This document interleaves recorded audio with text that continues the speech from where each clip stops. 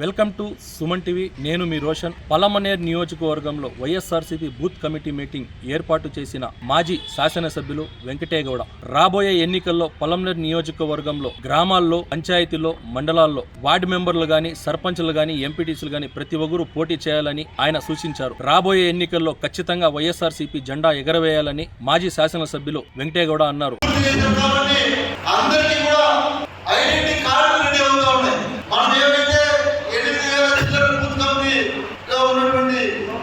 సభ్యులు కావచ్చు, గ్రామ కమిటీ కావచ్చు, మీరు ఇచ్చినటువంటి పేర్లు ఎవరెవరైతే మీరు ఇచ్చారో వాళ్ళందరికీ కూడా ఐడి కార్డు రెడీ అవుతా ఉన్నాయి.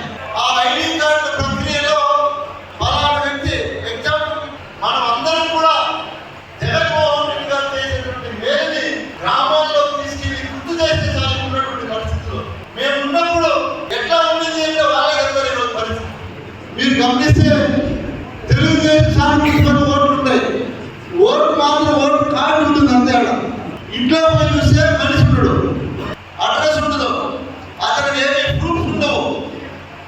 అట్లా కూడా మీరే రెడీ చేసి మాకు ఇవ్వాల్సినటువంటి బాధ్యత కూడా మీరు తీసుకోవాలి. ఎందుకంటే